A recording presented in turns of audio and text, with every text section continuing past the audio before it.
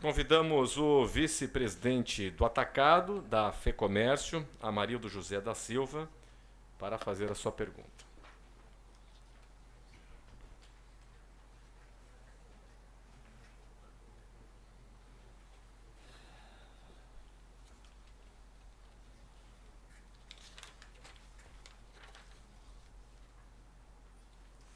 Bom dia a todos. A minha pergunta se dirige ao ambiente econômico, incentivo fiscal e tributário.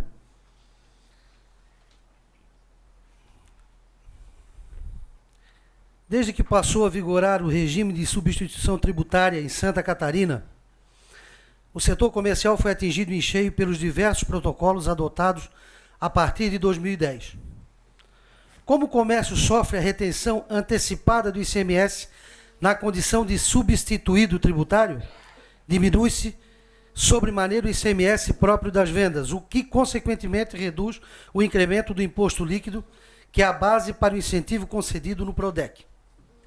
Desta maneira, um setor empresarial responsável por mais de 370 mil empresas em todo o Estado, pela geração de mais de 1 milhão de empregos, 50% do total, compondo em praticamente 60% o PIB estadual e 72% da arrecadação do ICMS em Santa Catarina, está completamente alijado de qualquer benefício tributário que impulsione o desenvolvimento da sua atividade econômica. Se desde 2010 a situação já era complicada, a conjuntura favorável ao setor mantinha o desempenho do comércio em alta. O comércio do Estado crescia em torno de 8% ao ano, o que garantia que a inexistência de um programa de incentivo não se manifestasse em queda nos investimentos e na expansão do setor. Entretanto, 2013 foi um ano de virada. O comércio cresceu apenas 2,6% ao ano, com perspectiva de manutenção desse baixo ritmo. Neste sentido, os empresários do comércio de bens, serviços e turismo merecem uma atenção cada vez maior do governo estadual, tanto na concessão de novas linhas de crédito para comércio, como na redução das margens de valor agregado dos produtos que compõem estes setores. O que o seu governo vai desenvolver nessa linha de concessão de créditos e benefícios para este setor tão importante na elevação da competitividade em nosso Estado?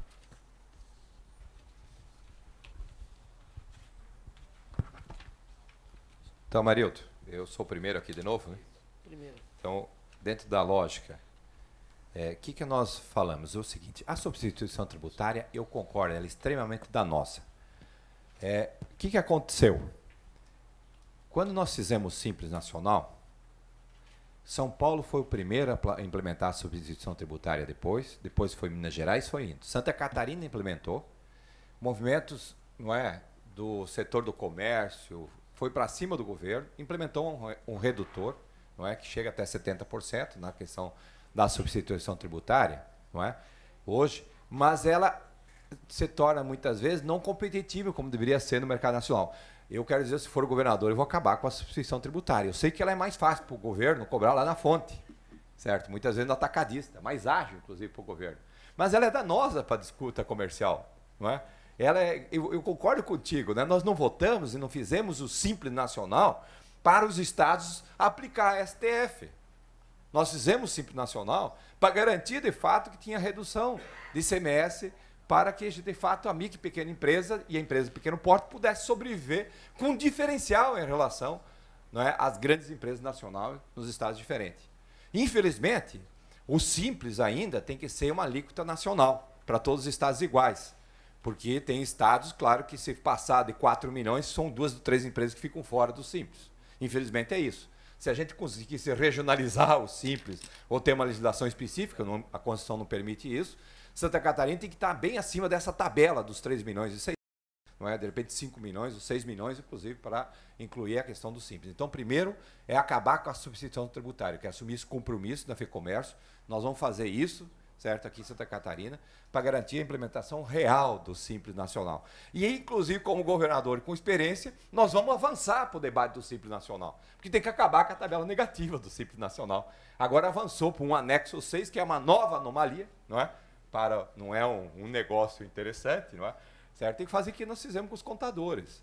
Os contadores nós fomos lá e brigamos e colocamos no anexo 3 do Simples. Fomos lá, botamos o setor da cultura em anexo 3.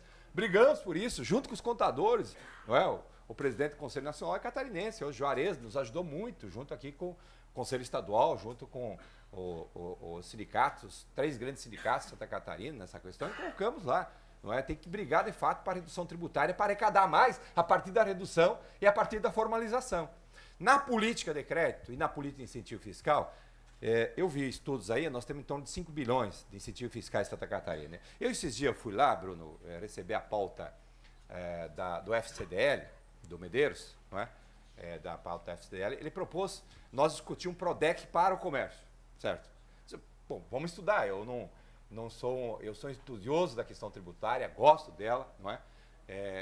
Vamos estudar, podemos construir essa possibilidade, mas acho na questão do crédito, se me permitir, o Badesc tem que ser transformado num banco de desenvolvimento, tem que botar recursos para o banco de desenvolvimento e tem que botar dinheiro no fundo garantidor para garantir que a micro e pequena empresa, em pequeno porte, que não tem garantia real, possa ser financiada a partir do fundo garantidor. Como é que funciona o fundo garantidor? Se o Estado botar R$10, quer dizer, estou aqui estimulando, né, 1 milhão, 2 milhões, quer dizer, isso pode ser um multiplicador para a garantia real de quem não tem a condição de dar.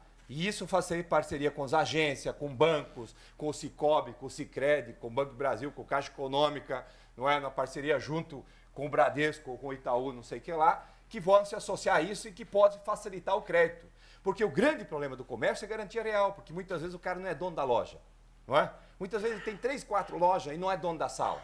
E qual é a garantia real que ele vai dar? O estoque.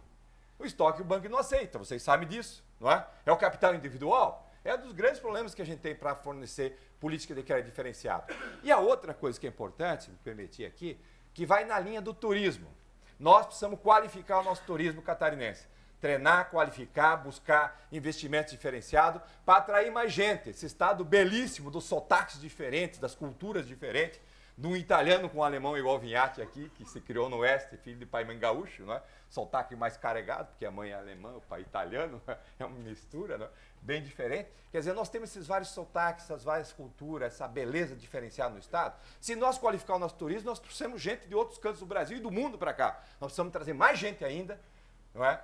Com não só turismo de evento, mas qualificando, de fato, o turismo diferenciado de Santa Catarina para garantir um consumo diferenciado de quem tem dinheiro que venha para cá, porque o turista vem gastar e comprar, ele não vem só passear. Isso também traz uma motivação diferenciada. Ok. Candidato Paulo Bauer. Pois não. Alô? Eu quero, a respeito desse assunto, a respeito da pergunta do Amarildo, mencionar preliminarmente que eu fui o relator da lei que criou o Simples Nacional, a primeira lei, a lei original. Assim como o ex-deputado Vinhati foi responsável, um dos responsáveis pela sua ampliação e pelo seu aperfeiçoamento.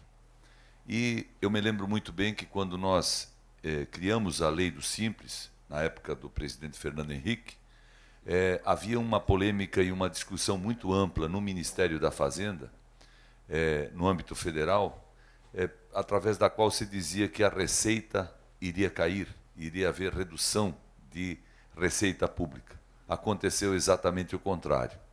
Quando se reduz a carga tributária, quando se reduz a alíquota, há uma inclusão tributária. E, obviamente, a cadeia produtiva acaba pagando tantos tributos em volume quanto antes, senão até mais. Por quê? Porque isso é da natureza econômica. Eu tenho um projeto apresentado no Senado, que, aliás, já foi aprovado no Senado e já está na Câmara dos Deputados, que muda a lei que define a empresa individual de responsabilidade limitada. Um projeto aprovado há alguns anos, mas que tinha uma exigência absurda e descabida, de que qualquer empreendedor individual deveria colocar R$100 mil numa conta bancária para então ter sua empresa reconhecida como de fato existente, juridicamente. Todos que abriam uma empresa dessa colocavam 100 mil na segunda e sacavam na terça, porque precisavam dos 100 mil, obviamente, de algum parente, de algum amigo emprestado para poder justificar o início da sua atividade. eu apresentei um projeto que foi aprovado no Senado em todas as comissões por unanimidade. Isso vai permitir que cerca de 6, 7 milhões de empreendedores individuais ingressem na formalidade, e isso, com certeza, traz resultados econômicos e tributários positivos. De outro lado, eu sou a favor da redução da carga tributária e justifico isso com outro procedimento que adotei no Senado, que foi a apresentação da PEC dos remédios. Uma proposta de emenda constitucional que tem o apoio dos 81 senadores e que prevê a eliminação total e absoluta de todos os tributos sobre medicamentos no Brasil. Nós somos o país campeão do mundo em tributos sobre medicamentos de uso humano, 33,9%. É um absurdo. Estados Unidos, Canadá, Inglaterra, por exemplo, é zero. Na cadeia produtiva, aqui é 33%. Então eu defendo a redução.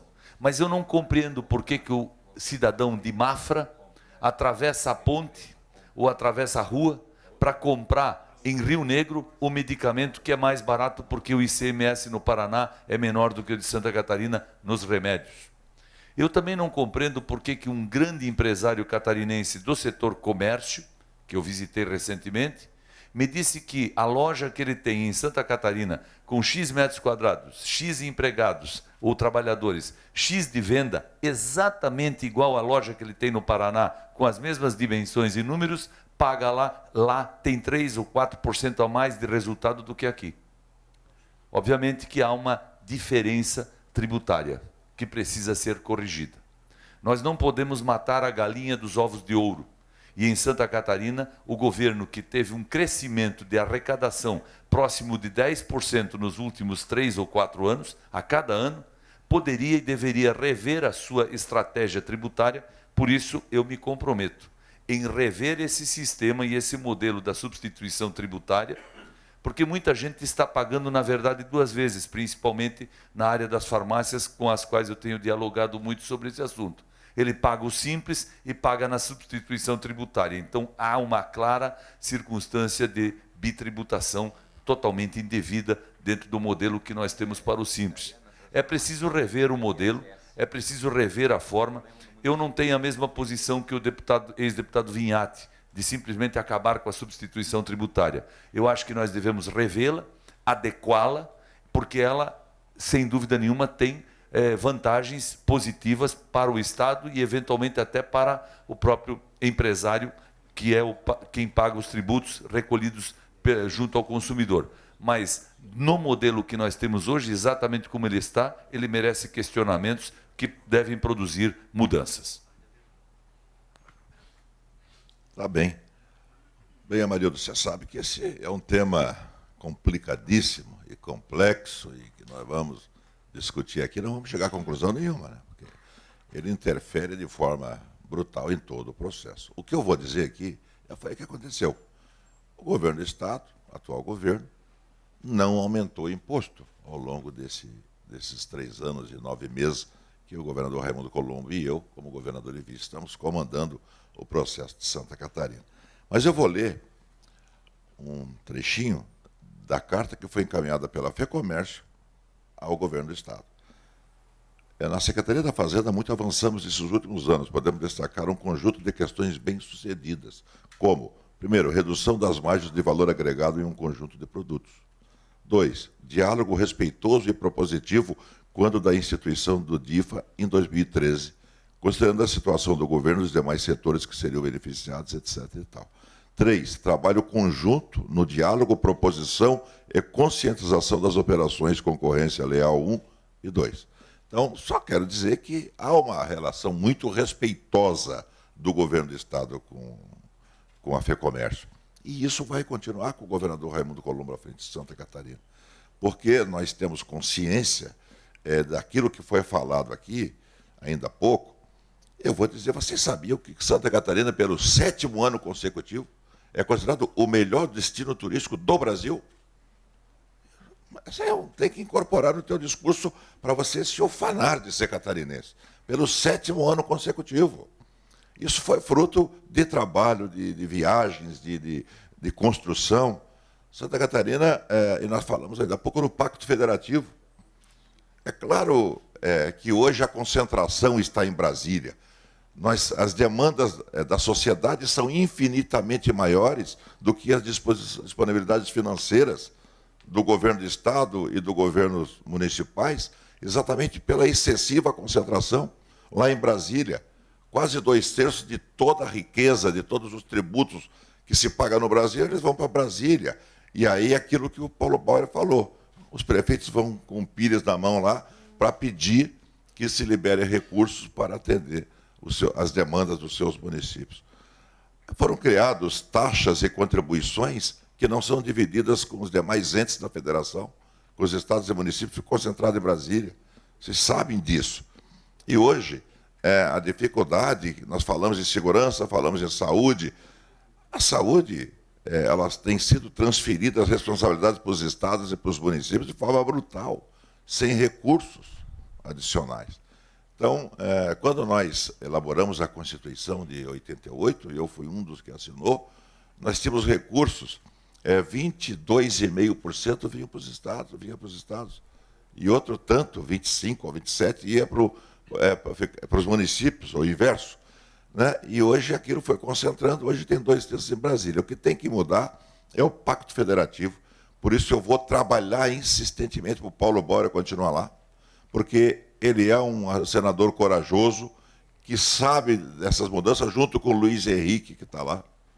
Sabe que é necessário, eles se empenharam de forma feroz na proteção de Santa Catarina naquela medida, a 13, que equalizou o ICMS de importação nos portos, penalizando Santa Catarina, Espírito Santo e Goiás.